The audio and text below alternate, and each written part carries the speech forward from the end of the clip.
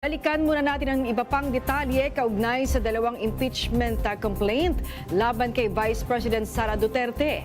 At alamin din natin ang ginagawang pagtalakay ng House Committee on Justice sa impeachment complaint laban naman kay Pangulong Ferdinand R. Marcos Jr. Kumuha tayo ng detalye mula kay Willie Delgado Jr. Willie. Sinuspindi na ng House Committee on Justice ang pagdinig sa dalawang impeachment complaint na isinampa laban kay Pangulong Bongbong Marcos Jr. Lamang ng 2 oras ang diskusyon na pinangunahan ni House Committee on Justice Chairman Jervil Luistro, kung saan ay pangunahing tinalakay ay kung ang dalawa bang reklamo ay sufficient informed o kumporma yung mga reklamo. Isa ito sa mga requisitos sa pagsasampa ng impeachment complaint. Unang pinagbotohan, isinalang sa botohan ang reklamo ng isang abogadong nagngangalang attorney Andre De Jesus at agad namang sinundan ang pagtalakay sa reklamo naman na isinampa ni Lisa Masa. Sa impeachment complaint ni Attorney De Jesus, mayorya ng miyembro ng komite ng House Committee on Justice ang sumang-ayon at nakakuha ng 46 na yes na boto. Isa lamang ang hindi sumang-ayon, ito ay si Manila Representative Benny Abante at isa rin yung nag-abstain. Agad na isinunod ang masa complaint na nakakuha naman ng 35 na yes, 9 na no at isa pa ring abstain. Itutuloy bukas alas 10 ng umaga ang hearing kung saan ay pag-uusapan naman, posibleng pag-usapan na kung may sustansya ba o sufficient in substance ang reklamong impeachment laban sa Pangulong Bongbong Marcos Jr. Maraming salamat sa iyo, Willie Delgado Jr. Nauwi sa suntukan ng isang road rage sa Cainta sa lalawigan ng Rizal.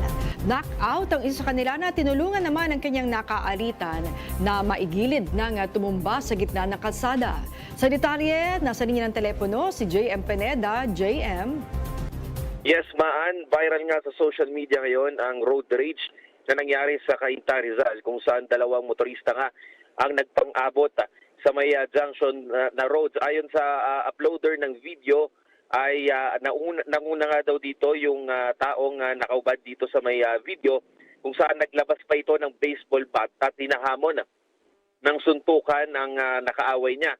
Umabot nga sa suntukan ang nangyari at knockout nga ang isa sa mga na nagkaaway na sa road rage na ito. Ngayon nga ay nagkakaroon pa ng investigasyon ng pulisya kung saan tinitignan nila kung ano pa yung mga posibleng nangyari doon sa road rage na yon. Kanina nga ay naglabas na rin ng issue ang LTO kung saan may show cause order na ang 2 sasakyan o 2 driver at sa Pebrero 6 ay nakatakda silang umarap para magpaliwanag kung ano nga ba yung nangyari. Sa ngayon nga ay ang lisensya nila ay suspendido na rin ng 10 araw o 3 buwan. At sa ngayon nga ay patuloy rin iimbestigahan ng LTO kung dapat bang diretsong i-revocate na yung mga lisensya ng 2 motorcycle driver. Yan muna ang latest. Ako si JM Pineda ng PRTV News, nagseserbisyo para sa Pilipino. Maraming salamat sa iyo, JM Pineda. Sinampahan ng Securities and Exchange Commission ng kasong kriminal laban sa Villar Land Holdings Corporation ang mga top executives nito, kabilang na ang tinatawag na related entities dahil sa umano'y market manipulation at insider trading.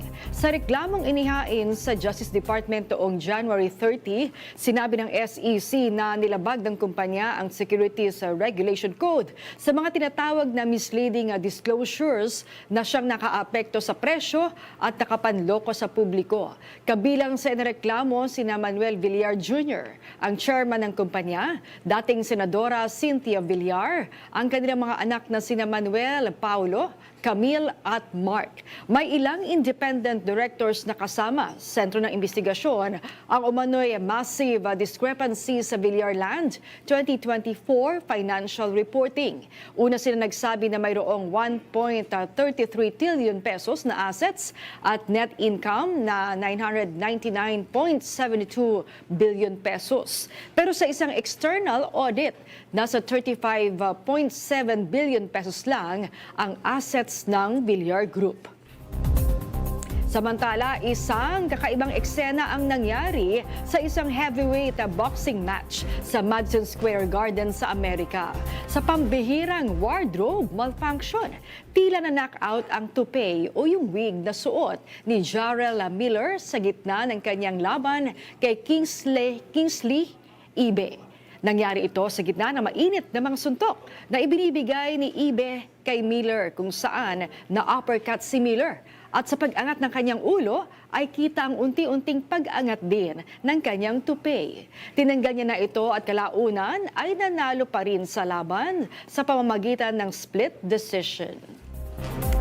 At yan ang mabalitang nakalap ng inyong PRTV News Break. Live kami sa Free-to-Air, Beam Channel 31, Signal Channel 31 at sa YouTube. Tumutok din sa aming social media accounts sa Instagram, Facebook at TikTok sa @PRTV Prime Media. Ako po si Maan Macapagal. Magandang hapon.